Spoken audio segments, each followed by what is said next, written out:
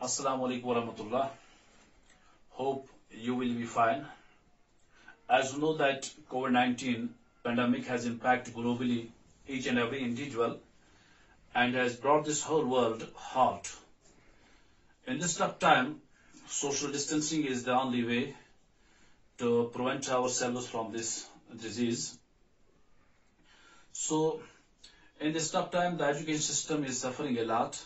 So we have started these offline classes.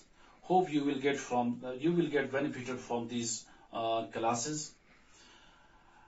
As you know that when we were in the coaching center, in genetics we studied Mendelian genetics, we studied post-Mendelian genetics, we were studying the molecular genetics. And in molecular genetics, we studied the structure of DNA, structure of RNA, replication, transcription, and translation. The topic which I am going to discuss with you through this offline video, that is genetic code. It is a molecular genetics. So very first, you must know what was the theme behind this discovery of this genetic code. Okay, so let me start with this. As you have studied in replication, DNA was copied to another DNA. Okay, replication के अंदर DNA से दूसरा DNA बन जाता था. ठीक है? And second process which you have studied, that is transcription, in which DNA was copied to messenger RNA. Okay? So in both the process, that's in replication, DNA to DNA is formed, and in transcription, DNA to what is formed? Messenger RNA is formed. जैसे अगर मैं यहां बनाऊं, ये है double helix structure of DNA which was given by this Crick. ठीक है? जब DNA से this RNA single stranded होता है, ठीक है, this is transcription. फिर हमने ये भी पढ़ा है ट्रांसक्रिप्शन से के बाद क्या हो जाता था, दिस पॉलीपेप्टाइड बन जाता था. Polypeptide that is a protein बन जाता था, जिसको हम ट्रांसलेशन बोलते थे. ये हमने इन डिटेल मैकेनिज्म का हमने पढ़ा. तो मेरा आज का टॉपिक असल में ये है, ये डीएनए के अंदर सेगमेंट्स होते हैं जिनका हम नाम बोलते हैं, उसको बोलते हैं हम जीन्स. जीन्स के अंदर बायोलॉजिकल इंफॉर्मेशन होती है जो मैसेंजर आरएनए के थ्रू बाहर आती है और प्रोटीन सिंथेसिस करते हैं. वो बायोलॉजिकल इंफॉर्मेशन किस तरह की होती है? तो अमाइनो एसिड, जैसे प्रोटीन क्या है, long chain of amino acids. Amino acids यानी कि ये डिसाइड कौन करता है पहले कौन सा अमाइनो एसिड आएगा या कौन अमाइनो एसिड बनेगा, उनको कौन मिलाएगा, ये क्या कहां होते हैं? ये इंफॉर्मेशन बायोलॉजी, ये इंफॉर्मेशन डीएनए के अंदर जो बाहर आती है मैसेंजर आरएनए की शक्ल में. तो ये आज मेरा ये टॉपिक असल में ये मैसेंजर आरएनए के थ्रू जो बाहर इंफॉर्मेशन आती है ये किस शक्ल में होती है. ठीक है, दैट मेरा वो क्वेश्चन है. ये in the form of codes में होते हैं. ये ट्रिपलेट कोड है, डुप्लेट कोड है, सिंगलेट है, ये क्या कोड्स क्या है इसमें, तो वो मुझे देखना है. दैट्स हमारा क्वेश्चन है. लेकिन इससे पहले मैंने आपको कहा what was the theme behind the discovery of this genetic code. So we have studied two process. In replication, DNA to DNA is formed, and in transcription, DNA to messenger RNA is formed. And in both the processes, that is replication and transcription, these two processes, they are based on the complementarity. They are based on complementarity. So what is complementarity? Complementarity means in case of DNA, In case of DNA, adenine always pairs with thymine. These adenine and adenine, you must know these are nitrogenous bases. Purine is pairs with this pyrimidines. ये आपने पढ़ा है. This and guanine always pairs with the cytosine. This is complementary. And in case of RNA, adenine always pairs with the uracil, and guanine always pairs with the cytosine. Because uracil is there in presence of thymine. RNA के अंदर thymine नहीं, nitrogen base absent होती है, वहां thymine के बदले uracil होती है. ठीक है, तो this is complementary. So in replication, in transcription, there follows a complementarity rule. ठीक है, adenine always pairs with thymine and guanine always pairs with cytosine and vice versa. And in RNA, adenine always pairs with uracil and guanine always pairs with cytosine and vice versa. But in the process of translation, you will see that from messenger RNA, what is formed? Proteins is formed. From messenger RNA से protein बनता है. हमने पढ़ा ना translation in detail में. तो what is this messenger RNA? It is a polymer of nucleotide. Nucleotide किसको बोलते हैं? It is the combination of these nitrogenous bases, this pentose sugar, and this phosphoric acid. That's the one nucleotide. Messenger RNA, it is a polymer of nucleotide. And what is protein? Protein is the polymer of amino acids. Polymer of amino acid. Okay? And in these two processes, one replication and transcription, you see that one nucleotide forms another nucleotide. One nucleic acid forms another nucleic acid.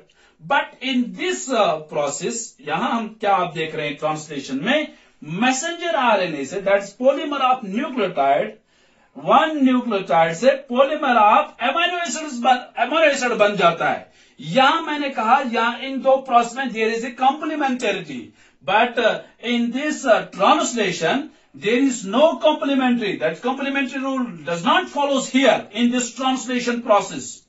Translation process में complementary नहीं है. There is no complementarity. This led to the discovery of this genetic code. Okay? Because scientists were able to know that the changes in the nucleotides, scientists were able to know that changes in the nucleotides के अंदर जो changes है, the changes in the nucleotides will show change in the amino acid. Change in the nucleotide will show change in the amino acid. Again, I am repeating. The reason behind the discovery of the genetic code is that scientists were able to know that changes in the nucleotide, because it's a polymer of nucleotide, will show change in the amino acid. यानी कि mRNA के अंदर कौन सी change आएगी, कौन सा code होगा, वही कोड डिसाइड करेगा कि कौन सा अमीनो एसिड आगे बनने वाला है. ठीक है? This led to the discovery of the genetic code. So, this led to the discovery of this genetic code. क्या मतलब न्यूक्लियोटाइड के अंदर कौन सी सीक्वेंस यही डिसाइड करेगी कौन सा अमीनो एसिड आगे बनेगा. So this was the theme behind the discovery of this genetic code. First of all, you must know what definition of this genetic code.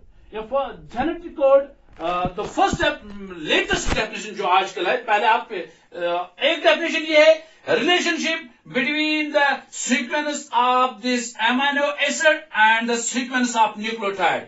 इनके दरमियान रिलेशन क्या है? That's the genetic code. Relation between the amino acid sequence and the nucleotide sequence, this is called a genetic code. But the latest definition of the genetic code is that it is a 3-letter language. It is, ये genetic code जो है, it is a 3-letter language. It is a 3-letter language. The latest definition of this genetic code is that it is a 3-letter language made up of nitrogenous bases. Made up of nitrogenous bases. This is the latest definition of this genetic code.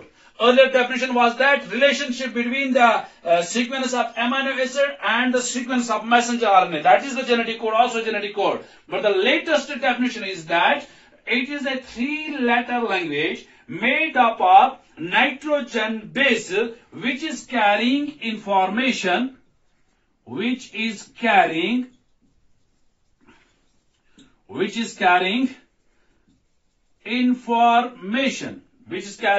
information to code a particular amino acid.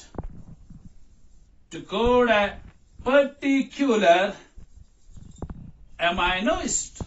The latest definition of the genetic code is that it is a 3-letter language. ये 3-letter language है जो बनी हुई है made up of nitrogenous bases. मालूम है nitrogen base क्या है? Which is carrying information, that is the genetic information to code a particular amino acid. I will quote some examples, and this is the latest this definition of this genetic code. और ये भी आप याद रख लीजिए, you must know that genetic code is on the messenger RNA.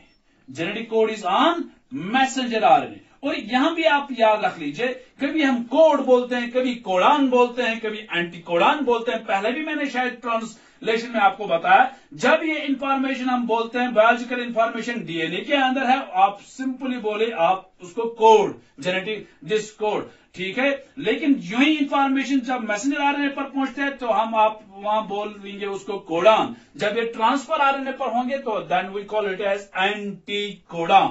Anti codon.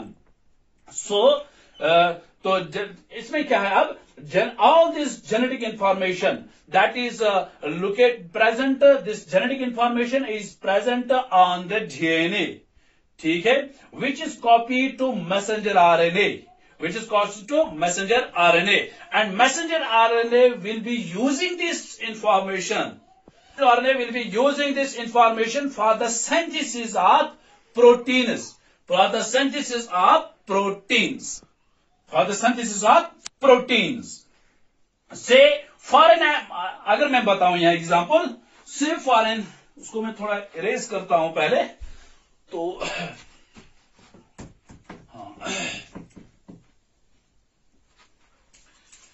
से मैंने कहा कि जो all this genetic information, it is located on the this DNA, then it is copied to messenger RNA, and messenger RNA will be using this information for the synthesis of this proteins. Say for messenger RNA के अंदर, say for मैं कहूं is a codon, वहां एक on messenger RNA there is a codon that is 3-letter codon. For example, we can say right here AUG.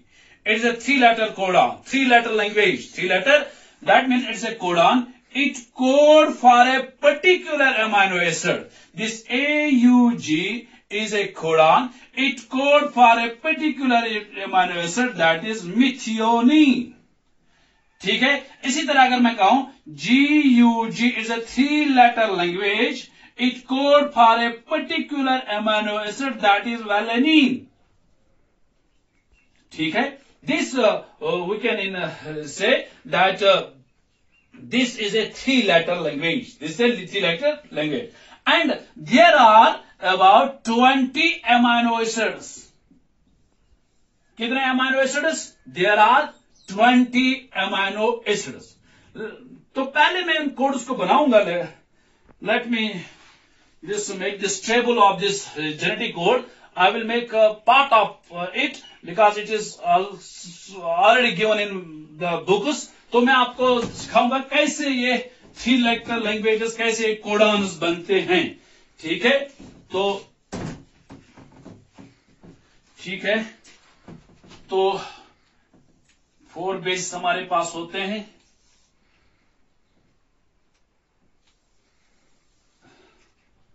ठीक है, मैं दिखाऊंगा कैसे आप ये कोडॉन्स बनाएंगे। 3 और 4, ठीक है। It is U, for example, adenine, तो guanine,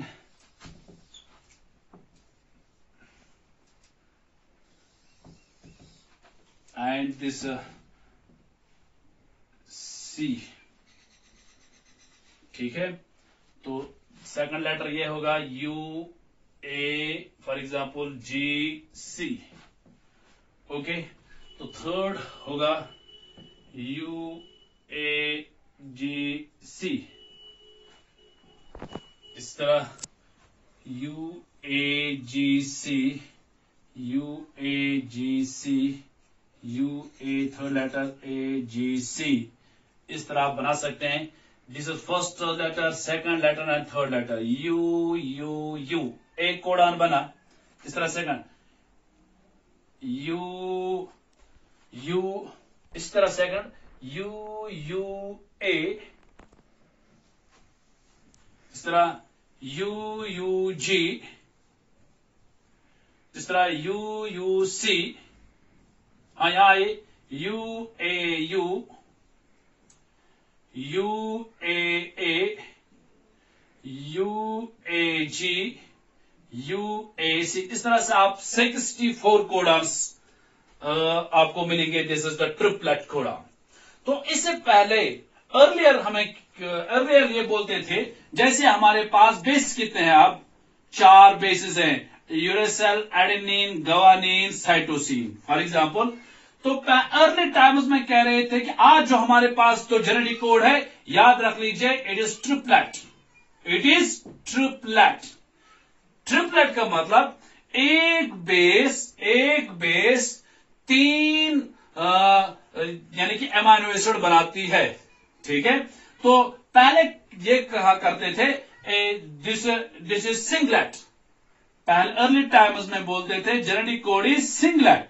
फिर इसके बाद आ गया डबलेट, मतलब सिंगलेट में के अंदर अगर एक बेस है, एक एमाइनो एसिड बनाएगी, दूसरी बेस एक एमाइनो एसिड बनाएगी, तीसरी बेस एक ही अमाइनो एसिड बनाएगी, चौथी बेस कोड करेगी एक ही अमाइनो एसिड से। We call it as singlet.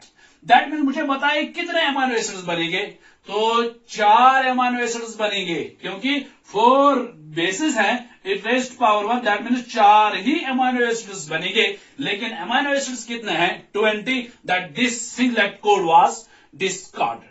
इसके बाद एक और कोड है डबलेट। उसमें यह कहा गया कि 4 बेसिस जो है, हर एक बेस 2 मतलब अमाइनो एसिड को, पर्टिकुलर अमाइनो एसिड को कोड करते हैं। That means 4^2, that is 4 4s are 16। अब कितने अमाइनो एसिड डबलेट में कितने बनते, 16 अमाइनो एसिड। दिस वाज फिर भी कम पड़ते थे, क्योंकि 20 अमाइनो एसिड हमारे पास थे, तो ये भी डिस्कार्ड हुआ। तो आज यही आ गया जो आज का जेनेटिक कोड है, that is triplet code, that is 4^3, that means 4 4 are 16, 4 that is 64 codons.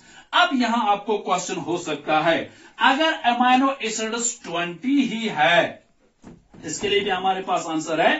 तो अगर अमाइनो एसिड्स सिर्फ 20 है, तो 64 अमाइनो एसिड्स इस हिसाब से बनने चाहिए। ठीक है, लेकिन इसमें देख लीजिए, ये कैरेक्टरिस्टिक्स भी आपके एग्जाम में आता है, what is genetic code, give the correct of genetic code. ये भी मैं पॉइंट्स में यहीं बता रहा हूं। तो एक पॉइंट आपने ये याद रखा कि जेनेटिक कोड ये जो है ये ट्रिपलेट है, genetic code is triplet.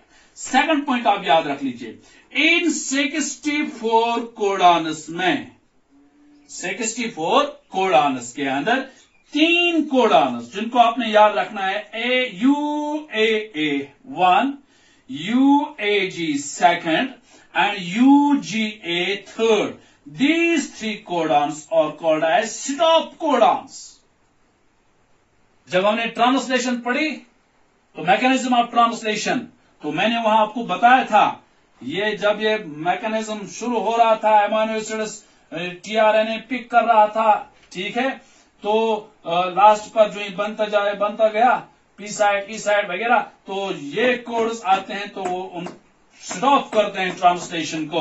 That means these codons, out of 64 codons 3 codons are called stop codons, या इसका दूसरा नाम है nonsense codons. They doesn't code for any particular amino acid, वो किसी भी अमीनो एसिड के साथ वो कोड पर्टिकुलर वो कोड नहीं करते हैं. These are called as stop codons. अब कितने बचे? 61. 61 में से 1 कोडॉन जो है that is called as start codon. याद होगा आपको जब मैंने आपको बताया था AUG, it is a start codon. Objectives में आते हैं अक्सर एंट्रेंस में. स्टॉप कोडॉन आपको याद रखना है. अगर आप 64 कोडॉन्स याद नहीं रखेंगे तो भी चलेगा, लेकिन स्टॉप कोडॉन्स, स्टार्ट कोडॉन्स, ये AUG जो है ये स्टार्ट कोडॉन है.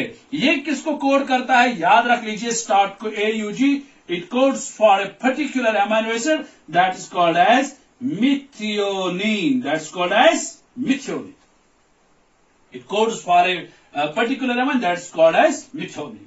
अब सवाल आपका ये रहा, जब 64 कोडॉन्स है, अब रह गए फिर भी 60, जिसको स्टार्ट कोडॉन है, अब रह गए 60 कोडॉन, तो हमारे पास अमीनो एसिड्स 20 है. तो रीजन इसका यह है बिकॉज जिसको हम बोलते हैं code degeneracy, more than 1 code for a particular amino acid. More than, जिसको हम बोलते हैं कोड डिजेनरेशन. ये एक और प्रॉपर्टी है, code degeneracy. That means more than, क्या कोड डिजेनरेसी क्या है? More than 1 code for a particular amino acid.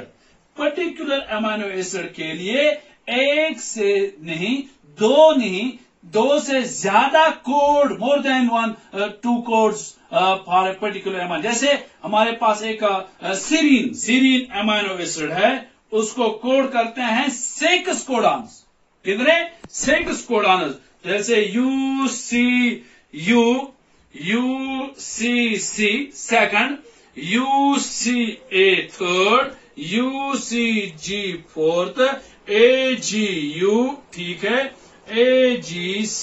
These are 6 codons. That means जब एक कोडॉन को more than 1 code for a particular amino acid, तो उसका हम कोड डिजेनरेसी भी कहते हैं.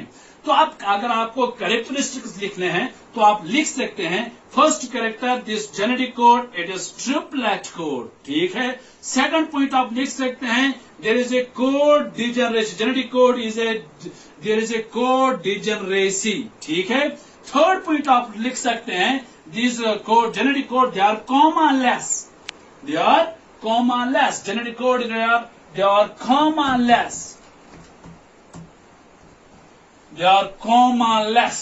Comma-less होते हैं ये. थर्ड पॉइंट आप लिख सकते हैं, comma-less. Comma-less के मतलब इनके दरमियान there is no punctuation mark between these codes. They are comma-less.